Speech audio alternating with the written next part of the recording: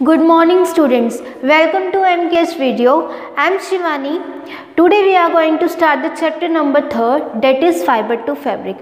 Last video में हमने इसका कुछ पार्ट डिस्कस कर लिया था जिसमें हमने ये देखा था कि फाइबर से फैब्रिक कैसे बनता है, जो कि हमने 6th क्लास में पढ़ चुके। उसके बाद हमने देखा कि हम इस चैप्टर में वुलन के बारे में और सिल्क के बारे में पढ़ेंगे कि वुलन और सिल्क बनता कैसे है, किससे मिलता है, कौन से एनिमल से मिलता है। जिसमें हमने वुलन का स्टार्ट कर दिया था। हमने मैंने स्टेप्स बताए थे कि शिप से हमें जो वुलन है शिप से मिलता है और अदर एनिमल से भी मिलता है, जैसे कि कैमल या गोट, इन सब से मिलता है। ठीक है, तो इसके लिए कुछ स्टेप्स है जो फॉलो करने पड़ते हैं। वो स्टेप कौन से थे? Rearing and breeding of ships, second था शेयरिंग, थर्ड था स्काउरिंग, फोर्थ था सोर्टिंग, फिफ्थ था रिमूवल ऑफ बूट्स, सिक्स था डाइंग, सेवन था रोलिंग। ठीक है, जिसमें हमने फर्स्ट पॉइंट डिस्कस कर लिया था that is rearing and breeding of sheeps. मैंने आपको बताया था कि सबसे पहले हम सिलेक्शन करेंगे किसका? ब्रीड्स का। जो कि कैसे होता है, हम ऐसे ब्रीड को सिलेक्ट करेंगे जिसके पास सिर्फ सॉफ्ट अंडर हेयर हो और उनके ऑफ स्प्रिंग से भी हमें वही सॉफ्ट हेयर वाली शिप मिल सके। ये हमारा हो गया था सिलेक्शन ऑफ ब्रीडिंग। उसके बाद हमने रेयरिंग पढ़ा था कि जब हम पालेंगे, रेयरिंग यानी पालना, कि हम जब शिप को पालेंगे तभी तो हमें वुलन मिलेगा, तभी तो हम क्या कर पाएंगे? ब्रीड को सिलेक्ट कर पाएंगे। सबसे पहले ब्रीड सिलेक्ट करना, फिर उसके बाद उसको पालना यानी रेयरिंग करना उसकी। ठीक है, उनको डिफरेंट ग्रास वगैरह, लीव्स एंड मेज वगैरह, है ना, ये सब खिलाना और इनकी रेयरिंग करना।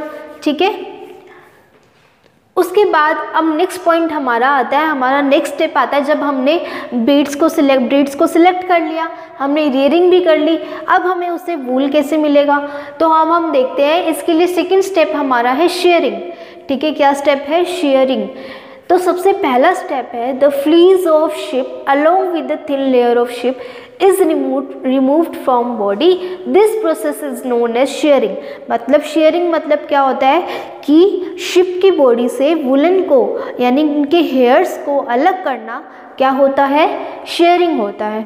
ठीक है, टू रिमूव द फाइबर्स और hairs from the body of the sheep is known as sharing.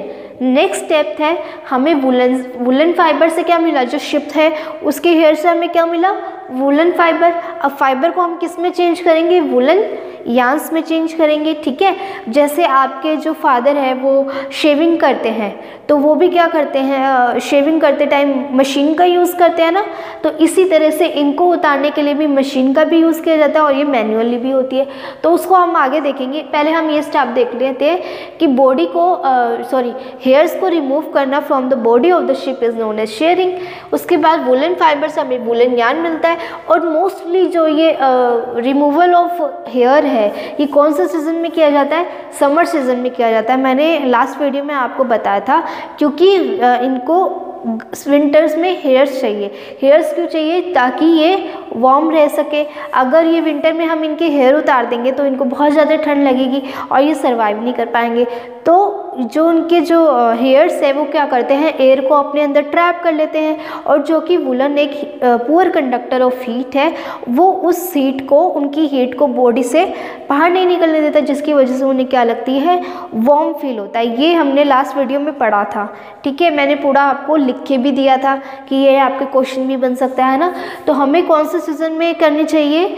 Summer season में करनी चाहिए, विंटर सीजन में हमें नहीं करनी है। उसके बाद है doesn't heart shape because upper most layer of skin is dead. जब आपके फादर शेविंग करते हैं तो क्या उनको दर्द होता है? या आपके जब कोई बाल काटता है, हेयर कटवाने जाते हो आप, तो क्या आपको पेन होता है? नहीं होता ना पेन। क्यों नहीं होता? क्योंकि जो आपके फादर जब शेविंग कर रहे हैं उनकी जो अपर मोस्ट स्किन है यानी कि ऊपर की जो स्किन है वो डेड हो चुकी होती है और जब हम उस पर शेविंग करते हैं वो डेड स्किन भी साथ में निकलती है।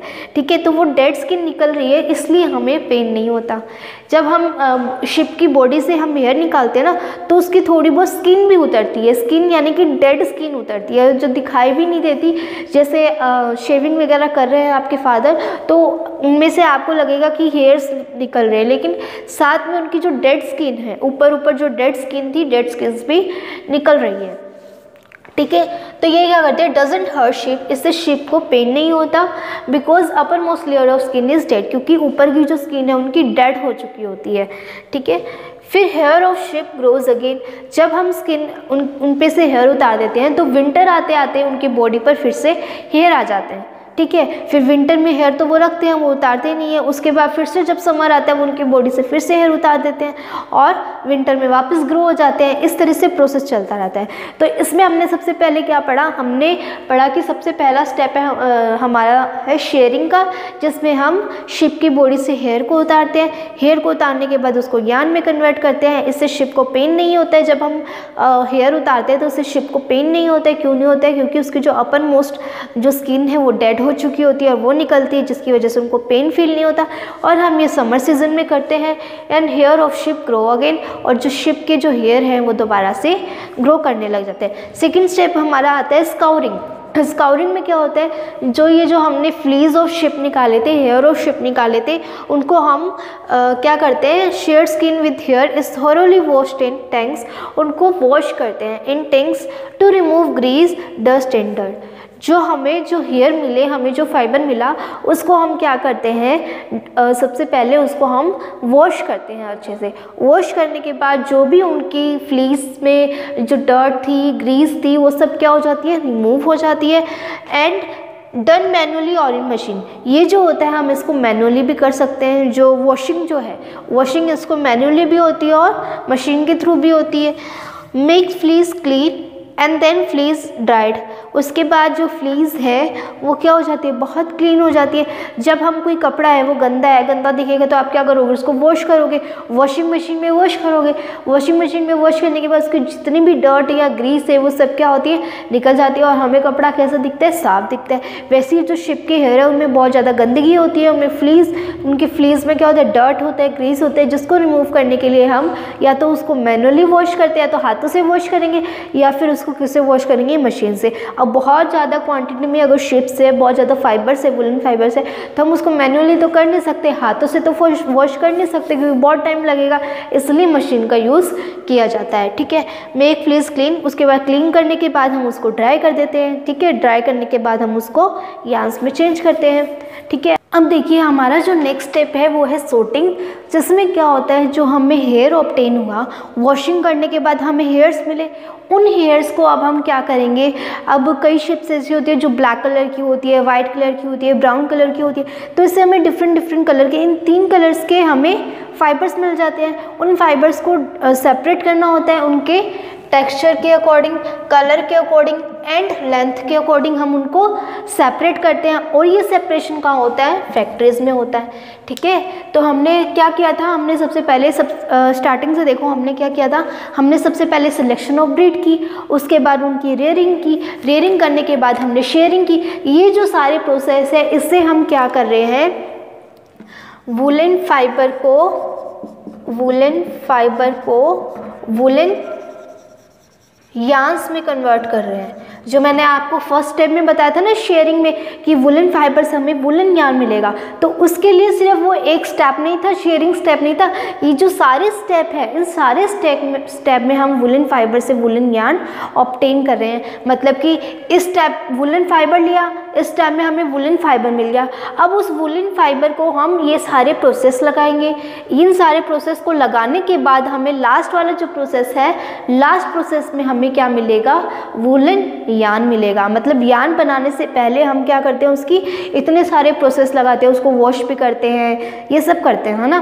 बल्कि जो हमारी जो कॉटन्स थी, हमें जो फील्ड से कॉटन मिली थी, अगर आपको 6th क्लास में याद हो, जो हमें फील्ड से कॉटन मिली थी उसमें हम ऐसा कोई प्रोसेस नहीं लगाते, उसको तो डायरेक्ट हमें वो कॉटन मिली और सीधा उसको यार्न्स में कन्वर्ट कर दिया। बल्कि इसमें हमें इतने सारे प्रोसेस लगाने पड़ेंगे, किसको, वुलन फाइबर से वुलन को यार्न में कन्वर्ट करने के लिए। ठीक है। तो सबसे पहला हमारा था rearing and breeding of ship. Second आया शेयरिंग यानी कि उस पे बॉडी से हेयर को निकालना, जो कि एक मशीन की हेल्प से होता है, जो बिल्कुल कैसे दिखती है, शेविंग मशीन की तरह दिखती है।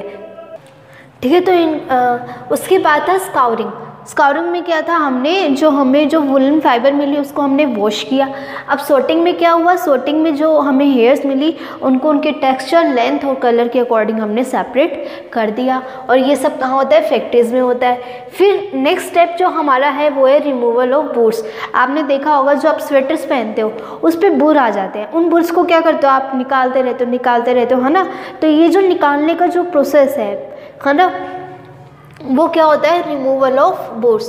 स्मॉल फ्लफी फाइबर्स बिल्कुल इस तरह से होते हैं, गोल गोल से, उसको आप खींच के निकाल देते हो ना, स्मॉल। तो ये क्या होते हैं, स्मॉल फ्लफी फाइबर होते हैं, जिनको क्या बोलते हैं, बुर बोलते हैं। आर पिक्ड आउट, उनको हम क्या करते हैं, हाथों से निकाल देते हैं।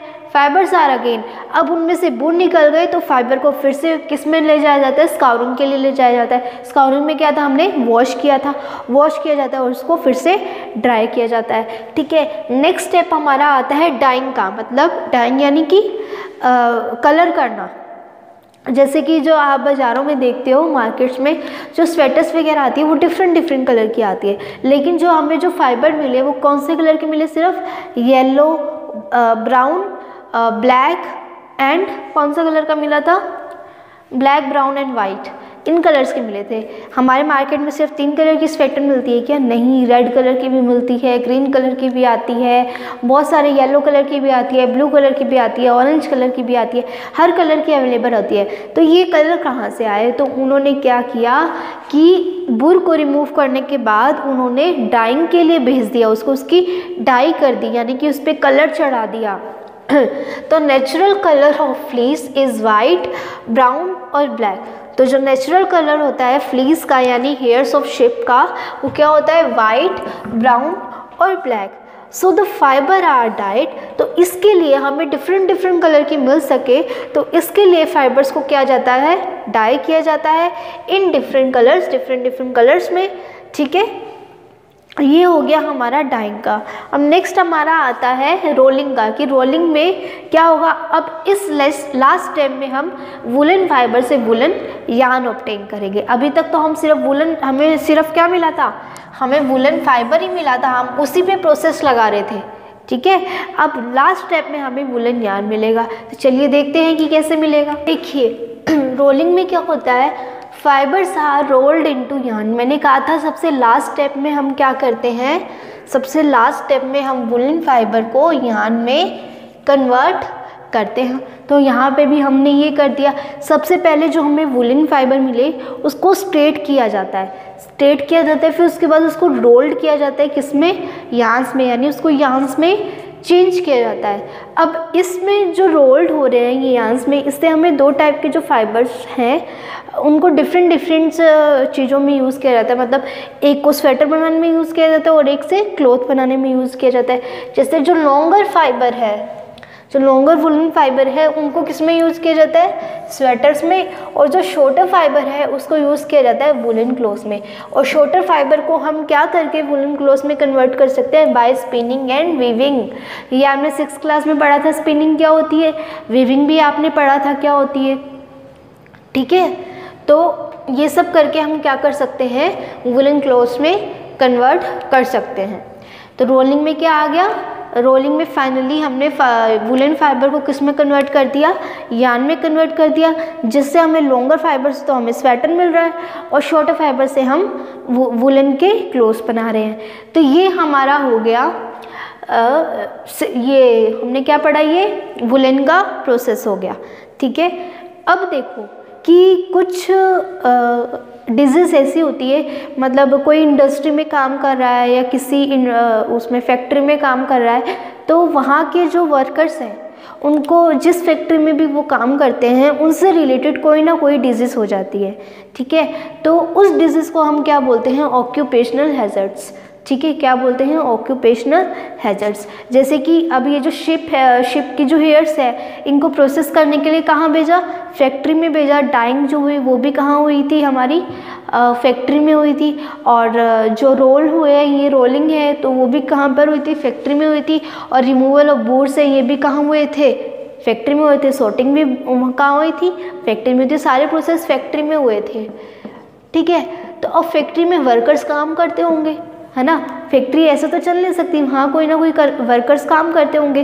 तो उन वर्कर्स को क्या है, जब वो शिप के हेयर्स को सेपरेट करते हैं, सॉर्टिंग करते हैं, डाइंग करते हैं, तो उस शिप क्लीन करते हैं, तो क्लीन करने से पहले जो उनके अंदर जर्म्स बैक्टीरिया प्रेजेंट रहते हैं, वो बैक्टीरिया क्या होते हैं उस वर्कर के बॉडी के अंदर ट्रांसफ़र हो जाते हैं। जब उसके अंदर ट्रांसफ़र हो जाते हैं तो उनको क्या हो जाती है, डिजीज़ हो जाती है। जैसे ये देखो, workers in working in industries, a risk faced by the workers in working in industry are called occupational hazards।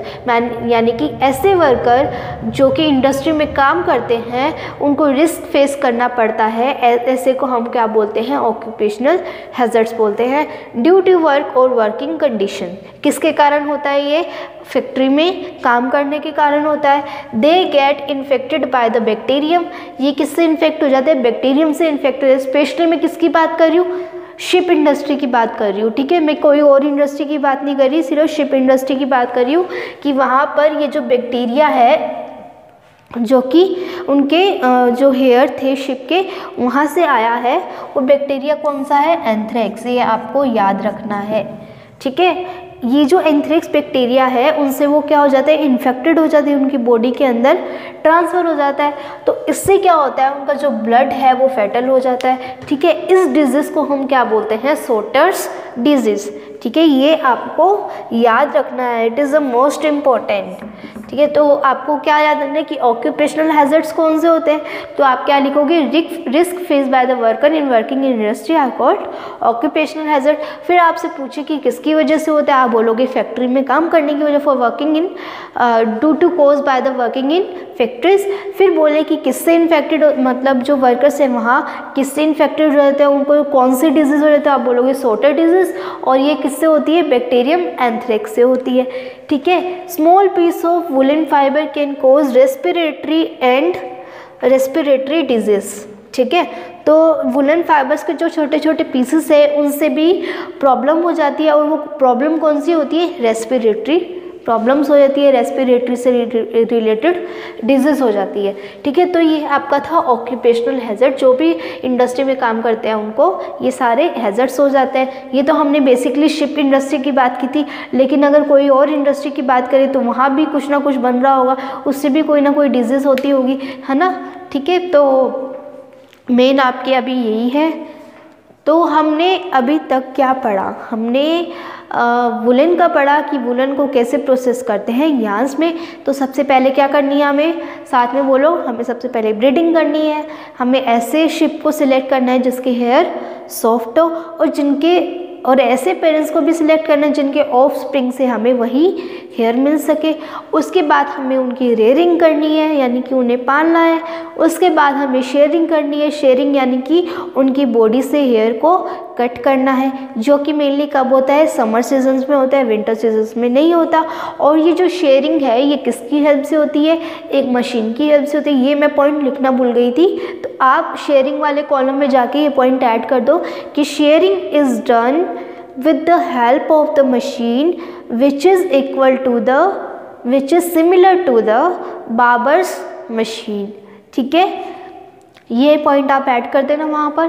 फिर नेक्स्ट हमने पढ़ा स्काउरिंग, शेयरिंग के बाद स्काउरिंग में जाता है। स्काउरिंग यानी वॉशिंग, जो भी वुलन फाइबर्स हैं, वुलन फाइबर्स जो हमें मिले शिप के, तो उसको क्या करते हैं, वॉशिंग करते हैं। वॉशिंग करने के बाद उसको ड्राई करेंगे। ये भी किससे होता है, ये मैनुअली भी होता है और मशीन में भी होता है। फिर हमने पढ़ा सोर्टिंग। सोर्टिंग यानी कि different texture, length and colour के अकॉर्डिंग हम वुलन को क्या कर देते हैं, सेपरेट कर देते हैं। वुलन फाइबर को हम सेपरेट कर देते हैं, जिसको हम क्या बोलते हैं, सोर्टिंग बोलते हैं, और ये फैक्ट्रीज में होती है। फिर हमने पढ़ा फिफ्थ, रिमूवल ऑफ बूर्स। उसके अंदर जो भी फ्लफी फाइबर्स होते हैं जिसको हम बूर बोलते हैं, उनको हटाया जाता है। हटाने के बाद उनको फिर से क्या किया जाता है, वॉश किया जाता है और फिर से ड्राई किया जाता है। फिर नेक्स्ट स्टेप आता है है डाइंग। डिफरेंट कलर ऑब्टेन करने के लिए हमें वुलन फाइबर्स को हमें डाई करना पड़ता है, जिससे कि हम डिफरेंट कलर के वुलन फाइबर्स वुलन क्लोथ्स पहन सकते हैं। फिर नेक्स्ट स्टेप में आता है रोलिंग, कि हमें वुलन फाइबर्स को यार्न में कन्वर्ट करना पड़ता है। इस प्रोसेस को हम रोलिंग बोलते हैं। तो this is all about the woollen. And अब हमारा जो नेक्स्ट टॉपिक है, उस टॉपिक में हम पढ़ेंगे कि हमें सिल्क कैसे मिलता है। ये तो हमने वुलन के बारे में पढ़ लिया, अब हम देखेंगे कि सिल्क हमें कैसे मिलता है। तो सिल्क को ऑब्टेन करने के लिए, जैसे हमने वूल ऑब्टेन करने के लिए हमने क्या की थी, रेयरिंग करी थी, यानी शिप को पाला था। वैसे ही हमें यहाँ पर भी क्या करनी होती है, रेयरिंग करनी होती है। लेकिन यहाँ रेयरिंग किसकी करेंगे, सिल्क वॉर्म्स की करेंगे। किसकी करेंगे, सिल्क वॉर्म्स की। ठीक है। फिर उसके बाद हमें क्या करना होगा, प्रोसेसिंग ऑफ सिल्क। जैसे वहाँ हमने सबसे पहले रेयरिंग करी और सिलेक्टिंग ऑफ ब्रीड करी, उसके बाद हमने processing of woollen fibre to woollen yarn पढ़ा था। वुलन फाइबर में हमने क्या किया था, सबसे पहले रेयरिंग करी थी, रेयरिंग एंड सिलेक्टिंग ब्रीडिंग करी थी, है ना। और उसके बाद हमने प्रोसेस देखा था, processing of woollen fibre to fabric. और इसमें हमने बहुत सारे प्रोसेस पढ़े थे, स्काउरिंग और सोटिंग, डाइंग, ये सब हमने प्रोसेस पढ़े थे। वैसे ही इसमें सबसे पहले हमने क्या किया है, रेयरिंग करी है। और जैसे यहाँ पे प्रोसेसिंग करी थी वुलन फाइबर से वुलन यार्न्स में, वैसे ही यहाँ हमें सिल्क से सिल्क यार्न बनाना है, सिल्क फाइबर से सिल्क यार्न बनाना है। तो इसके लिए जो प्रोसेस है वो है रेलिंग, स्पिनिंग एंड वीविंग। ये सब प्रोसेस अब हम डिस्कस में पढ़ेंगे, मतलब डिटेल में पढ़ेंगे। ठीक है। तो सिल्क के लिए क्या होगा, ऑब्टेन फ्रॉम एनिमल फाइबर। ये भी हमें कहाँ से मिलता है, एनिमल के फाइबर से मिलता है। And rearing of silk worms for obtaining silk is called the sericulture and silk farming. जब हम सिल्क वॉर्म से सिल्क ऑब्टेन कर रहे हैं तो सिल्क वॉर्म की रेयरिंग को हम क्या बोलते हैं, सेरीकल्चर और silk warming. It is very important, आपको याद रखना है सेरीकल्चर और सिल्क फार्मिंग क्या होती है। तो मैंने आपको बता दिया, सिल्क वॉर्म्स की रेयरिंग करना for obtaining silk is known as sericulture. ठीक है। अब हमें देखना है चाइना। हमें पता है कि सबसे पहले सिल्क कहाँ मिला था, सबसे पहले सिल्क की डिस्कवरी थी वो कहाँ हुई थी, चाइना में हुई थी। जिसने चाइना जो था उसने किसी को बताया नहीं था कि मेरे यहाँ क्या सिल्क मिला है, हमें कोई ऐसा फाइबर मिला है। सब जो सिटीज़ थी वर्ल्ड में, तो वो सब हैरान हो गए थे कि इनको सिल्क मिल कहाँ से रहा है। बट चाइना ये बताना नहीं चाहता था कि उनको एक्चुअल में सिल्क कहाँ से मिल रहा है। क्यों नहीं बताना चाहता था, क्योंकि इनसे इनकी बहुत ज़्यादा कमाई हो रही थी, इनको बहुत ज़्यादा रुपीज़ मिलने लग गए थे। और जो चाइना के जो राजा थे, किंग और क्वीन जो थे, वो बोलते थे कि अगर जिसने भी बताया उसको हम मार डालेंगे, है ना। इस तरह से स्टोरी थी पूरी कि बताना नहीं है। फिर भी जो चाइना का एक कोई पर्सन था वो इंडिया आया, राजस्थान आया, और उसने क्या किया, इस ट्रुथ को रिवल्ट कर दिया। ठीक है। इस तरह से तो चाइना था, सबसे पहले सिल्क का प्रोडक्शन कहाँ स्टार्ट हुआ था, चाइना में स्टार्ट हुआ था। जब इंडिया को पता चल गया कि यहाँ प्रोडक्शन हो रहा है, इस तरह से हो रहा है प्रोडक्शन, तो इंडिया ने भी स्टार्ट कर दिया प्रोडक्शन करना। उसके बाद सेकंड नंबर पे जो सिल्क प्रोडक्शन होता है हमारा, इंडिया में होने लग गया। कहाँ होने लग गया, इंडिया में होने लग गया।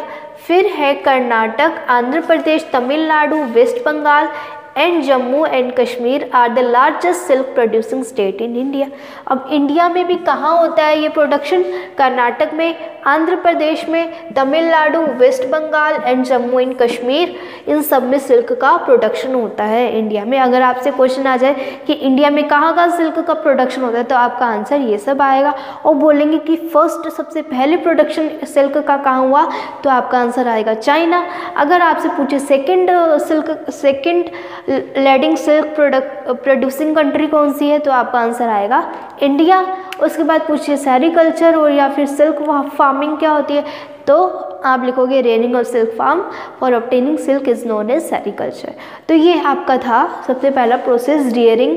ठीक है, जिसको हम सेरीकल्चर और सिल्क फार्मिंग भी बोलते हैं। अब हमारे प्रोसेसिंग ऑफ सिल्क पढ़ने से पहले हम ये जानते हैं कि सिल्क वॉर्म का जो लाइफ साइकिल है वो कैसे होता है, मतलब सिल्क वॉर्म आता कहाँ से है, उसका पूरा जो लाइफ साइकिल है वो बनता कैसे है, इसके बारे में अब हम पढ़ेंगे। तो देखिए लाइफ साइकिल ऑफ सिल्क मोट, हमें लाइफ साइकिल ऑफ सिल्क मोट समझना है, मतलब कि सिल्क वॉर्म से हमें सिल्क फाइबर कैसे मिलता है। जैसे हमने क्या किया था, वुलन फाइबर जो हमें मिला था वो किससे मिल रहा था, डायरेक्ट शिप से मिल रहा था, तो उसमें तो कोई हमें प्रॉब्लम नहीं थी कि वो जो शिप थी उसके हेयर्स को हमने कट कर दिया जिससे हमें वुलन फाइबर मिल गया। लेकिन जो सिल्क फाइबर है, जो सिल्क फाइबर है वो हमें कहाँ से मिल रहा है, वो हमें मिल रहा है सिल्क वॉर्म से। लेकिन सिल्क वॉर्म ऐसा क्या कर रहा है, क्या हम उसके फाइबर्स को कट कर रहे हैं, उसके बॉडी पे उगता है वो फाइबर, वो कहाँ से आता है। तो अब हम उसको समझेंगे कि वो आता कहाँ से है, कौन सिल्क फाइबर आता कहाँ से है, वो हम किसके थ्रू समझेंगे, लाइफ साइकिल ऑफ सिल्क मोट के थ्रू समझेंगे। तो सबसे पहले क्या होगा, सिल्क मोट लेज 100 of eggs eight A time. जो सिल्क मोट होता है ना वो एक टाइम में 100 ऑफ एग्स दे सकता है, ठीक है। उनके बाद एग्स को क्या किया जाता है, स्टोर किया जाता है किसमें, सुटेबल टेम्परेचर एंड ह्यूमिडिटी पर, ठीक है। क्यों किया जाता है, जो फार्मर्स होते हैं उनको अभी एग को हैच नहीं करवाना। क्यों नहीं करवाना, क्योंकि अभी आगे देखोगे आप क्यों हैच नहीं करवाते वो उस टाइम पे। तो उनको जब हैच नहीं करवाना होता तो वो उसको एक पर्टिकुलर टेम्परेचर और पर्टिकुलर ह्यूमिडिटी पे रख देते हैं जिससे कि एग हैच नहीं हो पाते, ठीक है। जब क्या होता है, when new leaves will appear in the mulberry trees eggs are heated. जब एक मलबरी की लीव्स होती हैं जो एक स्पेशल ट्री पे उगती है, मलबरी के पेड़ पर उगती हैं, तो जब उन पे नई लीव्स आने लग जाती है, क्योंकि जो सिल्क वॉर्म होते हैं वो सिर्फ क्या खाते हैं, मलबरी की लीव्स खाते हैं, ठीक है। जब मलबरी की न्यू लीव्स आने लग जाती है तो जो फार्मर होते हैं वो क्या करते हैं, उनको अब एग हैच कराते हैं। अब एग हैच कराने के लिए वो क्या देते हैं, प्रॉपर हीट देते हैं उनको, जिससे कि एग क्या हो जाए, हैच हो जाए। और जब एग हैच होगा तो उसमें से क्या निकलेगा, सिल्क वॉर्म निकलेगा, ठीक है। ये देखो, eggs are hatched into silk worms.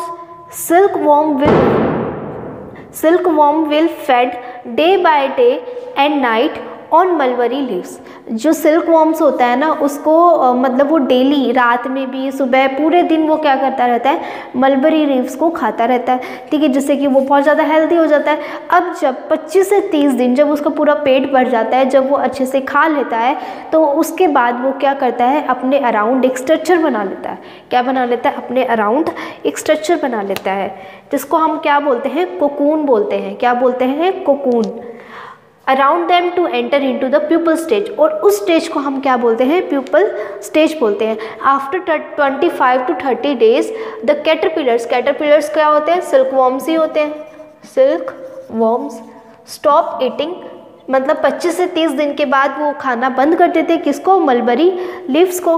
They spin net, यानी कि जिसको हम कोकून भी बोलते हैं, around them to enter into the pupal stage. उसके बाद वो प्यूपल स्टेज में चले जाते हैं। जैसे यहाँ हमारे सिल्क वॉर्म्स है, ठीक है, ये क्या करते हैं, इन मलबरी लीव्स को खाएंगे। जब मलबरी लीव्स को खाएंगे, इनके बीच में ऐसे ऐसे छेद हो जाते हैं ना, होल्स हो जाते हैं लीव्स में, तो वो क्या, वो उनको किसने खा लिया, कैटरपिलर्स ने खा लिया। जब वो 25 to 30 डेज तक जब वो इसको खाते ही रहते हैं, उसके बाद ये खाना बंद कर देते हैं। फिर उसके बाद ये कैटरपिलर्स क्या करते हैं, उसके बाद ये कैटरपिलर्स अपने अराउंड एक स्ट्रक्चर बना लेते हैं, अपने अराउंड एक नेट बना लेते हैं। इस तरह से ये नेट बना लेते हैं अपने अराउंड, जिसको हम क्या बोलते हैं, कोकून बोलते हैं। और इस स्टेज को जब वो बनाने लगते हैं, कोकून बनाने लगते हैं, इस स्टेज को हम क्या बोलते हैं, प्यूपल स्टेज, ठीक है। फिर है fibres hardens on exposure to air and silk become silk fibre. तो हार्डन्स जो फाइबर है, फाइबर्स में क्या, इनके फाइबर्स में क्या प्रेजेंट रहता है, प्रोटीन प्रेजेंट रहता है, प्रोटीन। तो जब ये कोकून बना लेते हैं ना, तो उसके बाद क्या करते हैं, इसको बहुत ज़्यादा हीट करते हैं, मतलब कि बॉईल करते हैं। इनके जो कोकून है उनको पानी में बॉईल करते हैं। इनके कोकून को हमने डाल दिया उबलते उबलते पानी में, उबलते उबलते पानी में डाल दिया। जब उबलते उबलते पानी में डाल दिया तो आप देखोगे उस पे से सिल्क फाइबर निकलने लग जाते हैं, मतलब इसमें से सिल्क के फाइबर निकलने लग जाते हैं।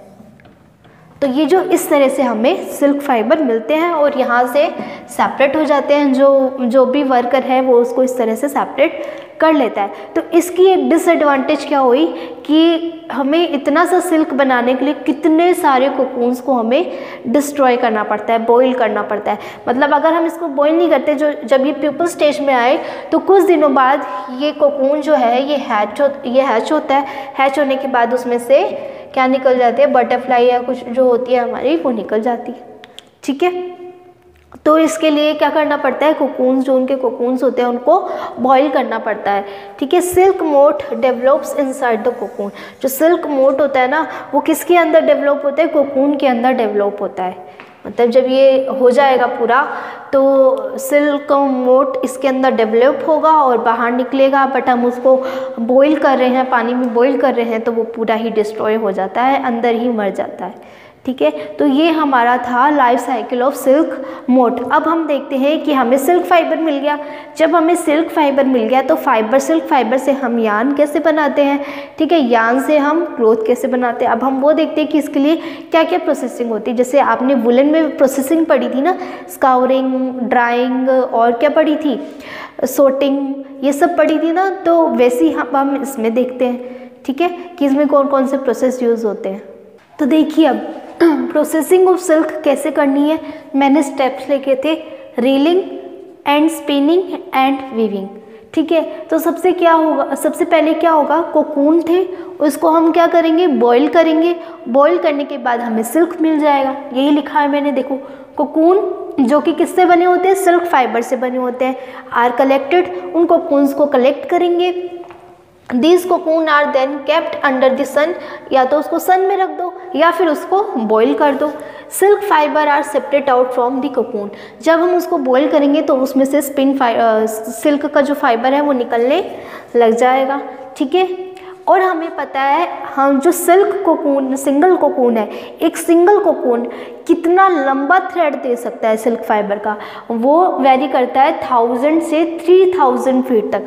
अब आप सोच लो कि एक कोकून है जो कि कितना छोटा सा होता है, वो छोटे से कोकून से हमें कितना बड़ा थ्रेड मिल जाता है। कितना बड़ा होता है वो, 1000 से 3000 फीट। आपको सोच के देखो कितना बड़ा है ना, इतना लंबा थ्रेड हमें मिल सकता है। रेलिंग ऑफ सिल्क फिर आती है इसके बाद, जब हमें सिल्क फाइबर मिल गया उसके बाद हमें क्या करनी है, उसकी रीलिंग करनी है। रीलिंग क्या होता है, process in which the cocoon thread are taken out, जिसमें से जो हमें थ्रेड निकल रहे हैं, कोकून से थ्रेड निकल रहे हैं, उन थ्रेड को सेपरेट करने का जो प्रोसेस है उसको क्या बोलते हैं, रीलिंग बोलते हैं। जो किसकी हेल्प से होता है, मशीन की हेल्प से भी होता है और मैन्युअली भी होता है, लेकिन आजकल तो सारे काम किससे होते हैं, मशीन से होते हैं, है ना। उसके बाद जब हमें सिल्क फाइबर मिल गया तो हमें क्या करना है, सिल्क फाइबर को यार्न में कन्वर्ट करना है। जो सिल्क फाइबर है उसको यार्न में कन्वर्ट करना होता है, स्पिनिंग बोलते हैं हम उसको। स्पिनिंग आपको पता ही है, आपने 6th क्लास में पढ़ी थी कैसे करते हैं, है ना।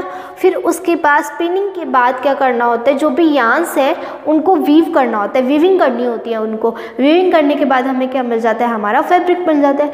ये सब आपने 6th क्लास में पढ़ा है कि स्पिनिंग एंड वीविंग कैसे होते हैं। जो वीविंग होती है उसमें हम 2 तरह के फैब्रिक लेते हैं। मान लो 2 थ्रेड ले लिए हमने, किसके, सिल्क के, तो उन सिल्क के थ्रेड को एक को तो इस पैटर्न में रखते हैं, दूसरे वालों को उसके पैटर्न इस अंदर इस तरह से ढालते रहते हैं। जब हम इस तरह का पैटर्न बनाएंगे तो हमें एक पूरा फैब्रिक मिल जाएगा, है ना। यही है कि thread woven into the silk fabric by weavers. जो वीविंग का काम करते हैं उनको क्या बोलते हैं, वीवर्स बोलते हैं। इससे क्या होगा, जो थ्रेड है वो किस में वो हो जाते हैं, सिल्क फैब्रिक में। मतलब हमें क्या मिल जाता है, सिल्क फैब्रिक मिल जाता है। अब मार्केट में बहुत सारे सिल्क अवेलेबल होते हैं, तो जो किस पे डिपेंड करते हैं, डिफरेंट टेक्सचर के होते हैं, जो कि टेक्सचर यानी कि शाइन, कई सिल्क ऐसे होते हैं जो शाइनी होते हैं, कई ऐसे होते हैं जो स्मूथ होते हैं, कई ऐसे होते हैं जो कोरस होते हैं। मतलब डिफरेंट टेक्सचर के अवेलेबल रहते हैं, जिसमें जो वैरायटी ऑफ सिल्क है वो कौन कौन सी है, मलबरी सिल्क, मोगा सिल्क, कोसा silk, tasar silk, carry silk, ये सब वैरायटी है किसकी, सिल्क की। तो आपको ये वैरायटी याद रखनी है, ठीक है। और ये प्रोसेस भी याद रखना है कि क्या होता है। सबसे पहले कोकून से कलेक्ट करते हैं, कोकून को बॉईल करते हैं, बॉईल करने के बाद उसमें से जो थ्रेड को सेपरेट करने का जो प्रोसेस होता है उसको रीलिंग बोलते हैं। फिर थ्रेड को सेपरेट करने के बाद उसको यार्न्स में कन्वर्ट करते हैं, यार्न्स में कन्वर्ट करने का जो प्रोसेस होता है वो स्पिनिंग होता है। फिर यार्न्स में कन्वर्ट करने के बाद हम उसको फैब्रिक बनाते हैं, और फैब्रिक में कन्वर्ट करने का जो काम होता है वो वीविंग होता है। उसके बाद हमने देखा कि हमें वेराइटी ऑफ सिल्क मिलती है, ठीक है। तो हमने क्या देखा कि सिल्क फाइबर से हमें क्या मिल रहा है, हमें मिल रहा है यार्न बनाना है, यार्न के बाद हमें क्या बनाना है, फैब्रिक बनाना है। ये देखा। सिल्क फाइबर हमें कहाँ से मिलेगा, सिल्क फाइबर हमें कोकून से मिलेगा, ठीक है। और यार्न हमें किससे मिलेगा, यार्न हमें स्पिनिंग से मिलेगा, और फैब्रिक हमें किससे मिलेगा, वीविंग से। और सिल्क फाइबर जो कोकून से मिलता है उस प्रोसेस को रीलिंग कहते हैं, ठीक है। ये चीज़ हमने पढ़ ली सिल्क फाइबर में। अब देखो जो सिल्क फाइबर है चाइना में जो इन्वेंट हुआ था, सबसे पहले सिल्क कहाँ से मिला, चाइना को मिला, ठीक है। तो चाइना को मिला कहाँ से, उन्होंने ऐसी मतलब उनके दिमाग में ऐसा क्या आया कि उन्होंने सिल्क का इन्वेंशन कर दिया। तो अब हम उसके बारे में, उसकी हिस्ट्री के बारे में जानते हैं। अब देखिए इसकी हिस्ट्री के बारे में कि जो हिस्ट्री ऑफ सिल्क थी वो क्या थी, सिल्क चाइना को कैसे मिला था। तो जो सी लंगची थे ये कौन थे, चाइना के किंग एंड क्वीन थे, ठीक है, जिसका नाम था सी लंगची एंड किंग का नाम था होंगटी, ठीक है। तो ये क्या कर रहे थे, आपस में डिस्कशन कर रहे थे। तो जो क्वीन थी वो किंग से बोलती है कि हमारे गार्डन में जो मलबरी की लीव्स है वो डैमेज हो रही है, उनमें इस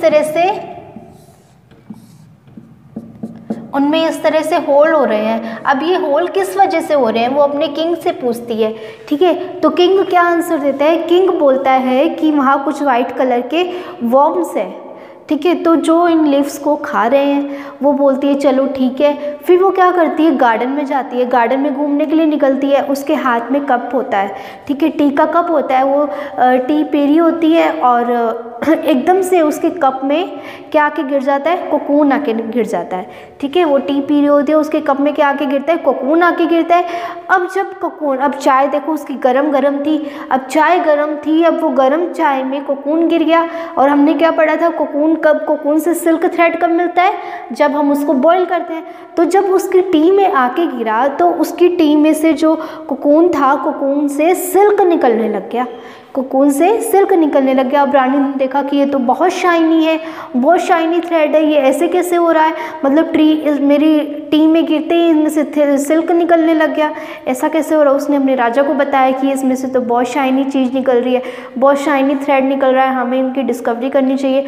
तो ये जो किंग है इसने देखा, इसने डिस्कवर किया, फिर मतलब कईयों से बात करी, फिर उन्होंने इस तरह से सिल्क को निकालना स्टार्ट कर दिया, कि कोकून से सिल्क को बनाना स्टार्ट कर दिया।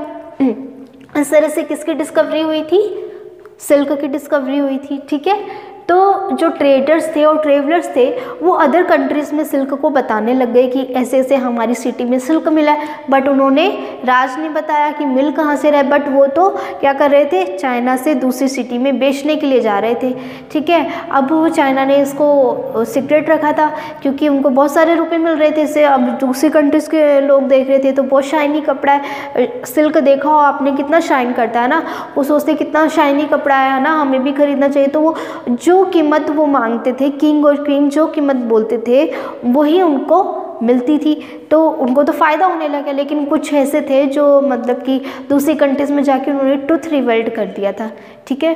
तो वो जो ट्रेडर्स और ट्रेवल्स थे दूसरी कंट्रीज़ में जो सिल्क पहुंचा रहे थे वो एक पाथ फॉलो कर रहे थे, उस पाथ को क्या बोला जाता है, सिल्क रूट बोला जाता है।